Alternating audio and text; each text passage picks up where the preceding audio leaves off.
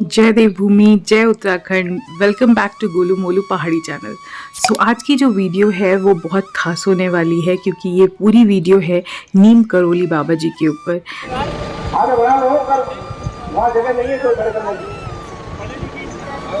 कि वाकई क्या वो चमत्कारी हैं, क्यों वो इतने प्रचलित हैं, लोग क्यों उनको इतना मानते हैं, क्या कहानी है। उसके साथ साथ कैची धाम आश्रम जो नीम करोली बाबा जी का है उत्तराखंड में, उसके भी दर्शन कराएंगे हम आपको। तो वीडियो के अंत तक बने रहें और एक लाइक तो बनता है इस वीडियो के लिए।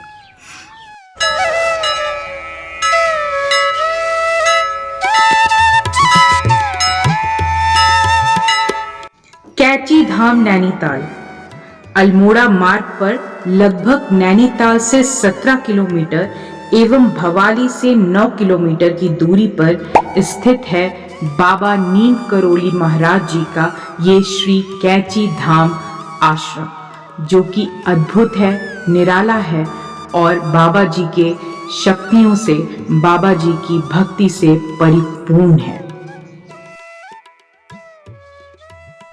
तो आइए जानते हैं कौन है नीम करोली बाबा, क्या है इनके चमत्कार, क्यों इतना लोग इनको मानते हैं और इतनी भक्ति करते हैं।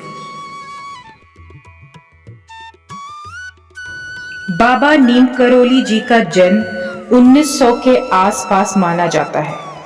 उनका जन्म फिरोजाबाद जिले के निकट अकबरपुर में हुआ था।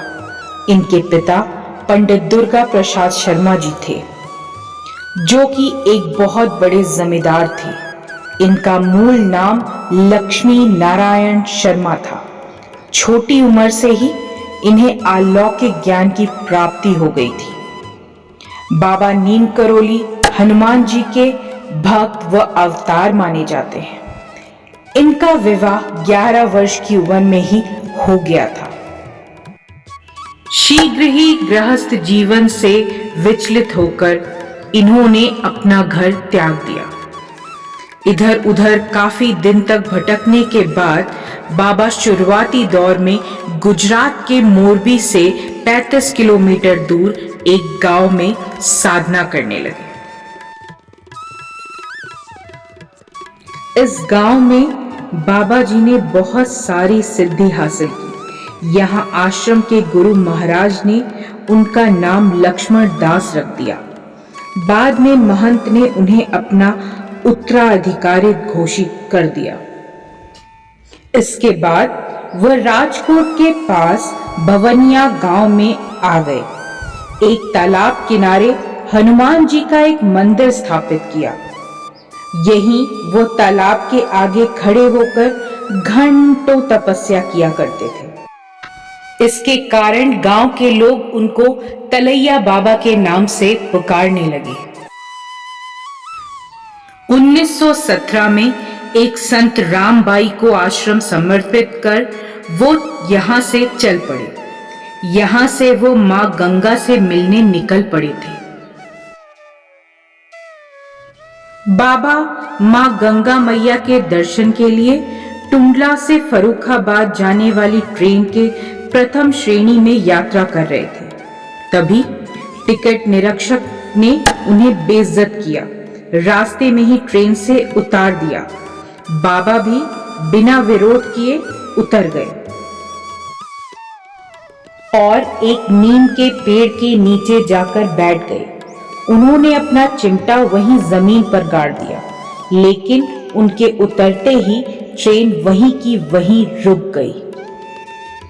लाख कोशिशों के बाद भी ट्रेन ना चली। ट्रेन के गार्ड, ड्राइवर व टिकट निरीक्षक को आभास हुआ कि उन्होंने बहुत बड़ी गलती कर दी है। फिर उन्होंने बाबा के सामने जाकर उनसे क्षमा याचना की।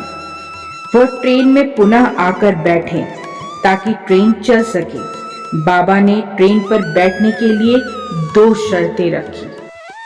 पहली शर्त ये थी कि किसी साधु संत को ऐसे बेइज्जत नहीं करेंगे। दूसरी, इस स्थान पर एक रेलवे स्टेशन का निर्माण होना चाहिए। बाबा की दोनों शर्तें मान ली गईं। फिर बाबा जैसे ही ट्रेन में बैठे, ट्रेन चल पड़ी। उस स्टेशन का निर्माण हुआ तथा उस स्टेशन का नाम नीम करोड़ी बाबा जी के नाम पे पड़ा। लोगों के आग्रह पे बाबा उसी गांव में रहने लगे। फिर बाबा ने गांव वालों से कहकर गुफा बनवाई। बाबा ने अपने हाथों से हनुमान जी की मूर्ति की रचना की, जो आज भी नीम करोली धाम में मौजूद है। बाबा उस गुफा में अनेक दिन साधना करने लगे। स्टेशन पे ट्रेन रुकने वाली बात आग की तरह चारों ओर फैल गई, जिसके कारण नीम करोड़ी बाबा जी की चर्चा उनके गांव में भी होने लगी। तब उनके पिता ने कहा, चलो नीम करोड़ी बाबा से पूछते हैं मेरा लड़का कहाँ है, वह कब तक आएगा। इसी अपेक्षा में वो नीम करोड़ी धाम पहुंच गए, जहां अपने बेटे को ही नीम करोड़ी बाबा के रूप में पाकर वो अत्यंत खुश हुए। उन्हें आदेश देते हुए वह घर चलकर गृहस्थ जीवन व्यतीत करने के लिए आग्रह करने लगे। बाबा अपने पिता के आदेश पर 10 वर्षों बाद अपने गांव अकबरपुर वापस आए। उनके पिता कहते हैं कि बेटा, अब तुम गृहस्थ जीवन व्यतीत करो। इस पर बाबा पिताजी का आशीर्वाद लेते हुए कहते हैं कि मैं अपने गृहस्थ जीवन का पूर्णता उत्तरदायित्व निभाऊंगा, लेकिन पिताजी, जो समाज सेवा का कार्य मैंने शुरू किया है उसे भी जारी रखूंगा। बाबा अपने गृहस्थ जीवन तथा समाज कल्याणी कार्य को दोनों को ही अच्छी तरह निभाने लगे। 1925 में बाबा को सुपुत्र की प्राप्ति हुई, जिसका नाम अनेक सिंह शर्मा रखा गया। इस बीच बाबा का नीम करोड़ी में आना जाना बना रहा। 1917 से 1935 तक बाबा नीम करोड़ी में तपस्या में रहे। फिर 1935 में एक भव्य यज्ञ का आयोजन किया, जिसमें बाबा अपनी जटाएं त्याग देते हैं। उनके धर्म कार्य और गृहस्थ कार्य दोनों साथ साथ चलते रहते हैं।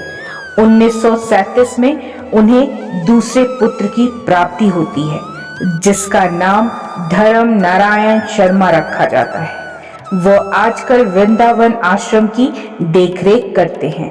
फिर 1945 में कन्या रत्न की प्राप्ति हुई, जिसका नाम गिरजा देवी रखा जाता है।